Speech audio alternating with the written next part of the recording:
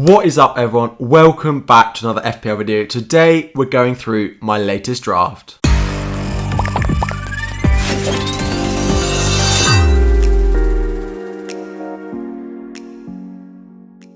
So, as I mentioned in the intro, we're going to go through my latest draft. We'll start with the players that have stayed and we'll look at the ones that have changed. I've made a lot of changes since my last draft, if you watched that video. So hopefully some new things to talk about. And at the end, we'll go through each of the individual transfers that we made. I have made an upgrade to my setup. You can see my background's a bit different. I've now got a full-time setup for anyone interested. And I've also got a new microphone. So let me know if you think the audio is at all improved and my money was well spent in the comments down below. But yeah, my first draft, we're all ploughing through sort of 18 days now until the start of the season. Really time to start thinking about who we're going to have in our teams. We've had a few injury concerns recently that have changed my thinking. A few new signings like Sancho. Will he make it into my team? But let's go straight into it. So we start off with the goalkeepers, and first of all we will put in Sanchez of Brighton and Foster of Watford. Now I have spent a lot of time with these two as my goalkeepers for this season. Now I did consider moving Sanchez to Backman of Watford and having that as my two goalkeeper situation. However, that was when I had Lamptey in my team and he's been in a lot of my drafts. However, with Lamptey likely being out for the start of the season, I went back and put Sanchez in goal, and it meant that I dropped Backman out of my starting goalkeeper rotation or set and forget with Foster as the backup. So Sanchez of Brighton, I love their defence. They have great opening fixtures as well. Foster 4.0, unlikely to play very much at all, but 4.0, and he probably has the highest chance of playing out of any of the goalkeepers at that price. So he's a nice backup. I don't want any other really Watford players in my team at the moment. So he's in there with Sanchez as the starting goalkeeper at 4.5. Next up, we go and move into the defence now. So we add in Shaw from Manchester United. Now, it does sound like he could miss the start of the season, but for the time being, he is in my team. It's likely that he returns to training in the next few days at the very beginning of August or at the very end of July. And that will give him about 2 weeks of training in order to be ready for the start of the season. Now, even if he doesn't play game week 1, I think my bench will be strong enough to support that and he can come into my team for game week 2. But at the moment, I do expect Shaw to be back for the start of the season. I think 5.5 million is just a cracking price for him. We know how attacking he can be. If Manchester United do sign the centre-back that they're linked with, whether it's Varane or someone else, Henderson, the first choice in goal, becoming more sort of assured in that position, I think that their defence is going to get better and better and be, now that there's less rotation with the centre-backs, with the left back, right backs potentially, is just going to get better for them. So Shaw, with his attacking potential on top of those clean sheets that hopefully Man U can get this season for us, 5.5 million is definitely in my team, even if there's a doubt he starts the first week. Next up, we have Robertson at 7 million staying in my draft. So I have decided to keep Robertson. I think at 7 million, he's a really nice price. I could consider going for a midfielder at the price of 6.5, 7 million and ditching Robertson and changing my formation. But given the way Liverpool opened the season with their fixtures, I think he has a lot of potential. Clean sheets, attacking returns. Now, there is a little bit of doubt about whether Van Dijk will be back fit, ready for the start of the season, which could impact Robertson's output. However, I still think even if Van Dijk is back game week 2, game week 3, Robertson's clean sheet potential in those first couple, combined with his attacking threat, is a great price at 7 million. There aren't that many midfielders at the sort of 7 million price bracket that will outscore Robertson this season, so definitely happy with him in my draft now. Moving into the midfield, so you can see that I've made 3 defensive transfers with them not being filled in, and we'll get to them in a minute. But Bruno Fernandes is still in my team. I have considered going with Jadon Sancho. However, I just like the fact that I know what I'm going to get with Fernandes. I try to stay clear of newly promoted players in my team for game week 1. We often see a lot of hype around new signings, newly promoted teams. With Sancho coming in so close to the game week 1 deadline, it's unlikely he's going to have that full time to adapt to the league, the playing style of Man U. So I've gone with a bit more of a assured start on Fernandes, and I can also always look to get Sancho in early, but for me, I've gone with a bit of a safer pick in Fernandes. He's on penalties, he's had a nice rest after the Euros, it's a good start to the season, he can be a good captaincy option if I need him. He's tried and tested, he often scores a lot of points, so 12 million is a lot to pay for him, but for now, he is in my team. Next up, of course, is Mo Salah. At 12.5 million is in every one of my drafts and will continue to be so throughout the remainder of pre-season unless he gets an injury. So he will be my captain for game week 1, a great fixture against Norwich, so there's no way I'm not going into the season with him, unlike, as I said, he gets an injury. But 12.5 million, we know his attacking threat, likely to be on penalties, continuing to be on penalties for Liverpool. With the changing in dynamics in defence, with their defenders coming back, Fabinho going into midfield, it's only going to make them a stronger team, both from a defensive point of view, but it will mean the likes of Salah, Jota, Mane, Firmino will have even less defensive work to do, so hopefully those goals continue to flow for Salah. And the final player that has remained in my team is Dominic Calvert-Lewin of Everton, coming in at 8 million. So really happy with his price. They have a great start to the season. My only worry is some potential injuries or transfers out that could make Everton not quite as appealing a team as they could be. So Luca Dean, there's doubts whether he could be fit for the start of the season. Richarlison's at the Olympics, so he might not be back.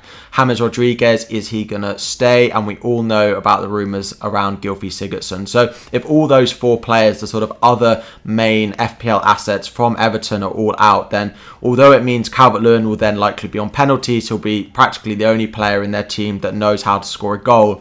It does mean that there's not enough creativity and I may end up going elsewhere. But if all those players or some of them are playing, then Calvert-Lewin at 8 million is definitely the one that I'll be going with. Just before we dive into the remaining players, the new players in my team, make sure to join the league code down below. There are prizes to give out every month for subscribers only, so subscribe and join that league there for a chance of winning. So going into the new players, we have Luke Ayling as a 4.5 defender coming into my team. So I think Leeds are good defensively in 2021. No team conceded less goals at home than Leeds did. So a great price. He has attacking threat, didn't quite capitalise on it last season, but that combined defensive form that they showed with that attacking threat we know he has in the bag. 4.5 million is a price I really like for Ayling, is in my team. Now it can rotate in and out depending on the fixtures. He has a tough fixture for game week 1 against Manchester United, but after that definitely going to be looking to bring Luke Ayling into my starting 11.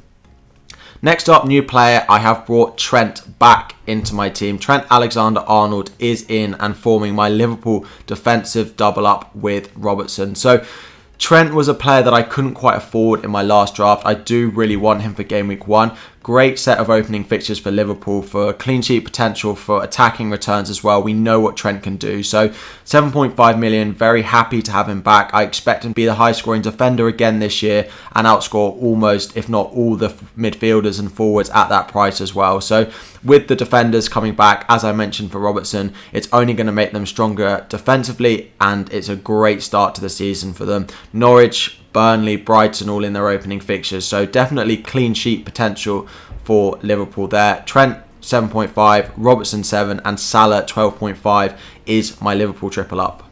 And finally, I've got a new name to talk about, which is Aït-Nouri of Wolves coming in at 4.5 million. So this was a spot that was originally taken up by Lamptey, but it doesn't look like he's going to be ready for the start of the season. So I opted for the Brighton goalkeeper, which left me a 4.5 million defender option to go with in defence. So are others that I've thought about owning, like Ben White now at Arsenal, but Aït-Nouri seems to be playing left mid for Wolves in pre-season. Now, the talk seems to be that he's not going to play there, but the last time that we believed the fans and that a player that did well in pre-season wasn't going to start was John Lundstrom, and I didn't start the season with him, and it didn't go very well for me at all. So going with Aït-Nouri at 4.5 million, if he continues to start left mid during pre-season, a 4.5 defender playing left midfield is an absolute bargain. We don't know quite how good they'll be defensively, but it's the fact that they have 2 different routes to points, so we can get goals and assists. We know how attacking he can be, and then we know the occasional clean sheet coming in for Wolves Combining those two together will make Ape Nori a brilliant asset if he continues to play on that left-hand side of midfield. Into midfield, now we have Rafinha. So I have made an upgrade from Harrison to Rafinha. The more I've looked at sort of involvement, the set pieces that Rafinha's on, what he has the potential to do. He's been in the league another year playing with his Leeds teammates. I only think he's going to get better. So I do think at the moment that 0.5 million spent on Rafinha over Harrison is definitely worth it. There was a potential, if you need to save that 0.5, then you could do so. But I think Rafinha will definitely outscore Harrison this season and be worth that 6.5. The opening fixtures for Leeds are not that great, but I think Rafinha at 6.5, we know Leeds can score against anyone. Rafinha is often involved, so even given those tough fixtures, I'm likely owning Rafinha for game week 1. That's my thinking at the moment anyway. Next up, we add my two 4.5 million midfielders. So at the moment, I've gone with Gilmour at Norwich and Brownhill at 4.5. Now, Gilmour could be moved to someone else like Bissouma or Romeu. I don't think there's that much potential for any of those other 4.5 mids. They're just a place filler and can sit on my bench as I will be playing a 4-3-3 system. But Brownhill, I think, has really good potential for this season to be the best 4.5, 5.0 midfielder that we should be owning. He's playing attacking midfield or on the right hand side for Burnley, depending on exactly what system they play. He scored 2 goals in their most recent pre-season match and is just 4.5 million. He definitely has the most attacking threat out of any of the 4.5 options. We know Burnley don't score that many goals, but 4.5 million is a great price for him. He can often sit first on my bench, and if occasionally I really need someone because I've got injuries or suspensions or whatever, having Brownhill, knowing that I do have that potential for attacking returns as he's shown recently, is just a nice option to have on my bench.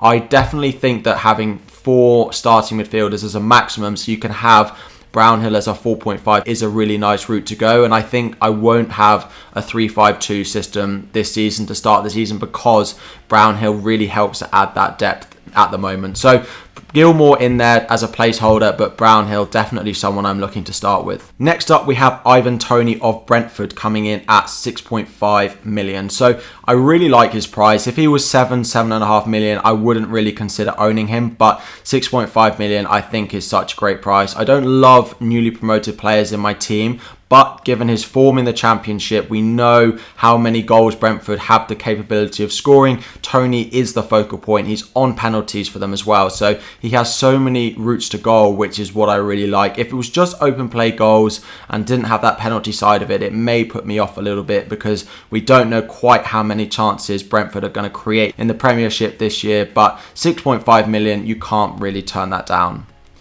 Next up, and my final forward in my team, is a bit of a differential at the moment, and is Danny Ings. This third forward spot is really up for debate. At the moment, it is Ings because I really like him at his price. Last season, he was 8 million, and all these other forwards were sort of 6, 6.5, 7 million, which made paying that 8.5 million for Ings last season wasn't really worth it. However, this year, now that he's priced in line with all of those other forwards, I think he's going really under the radar.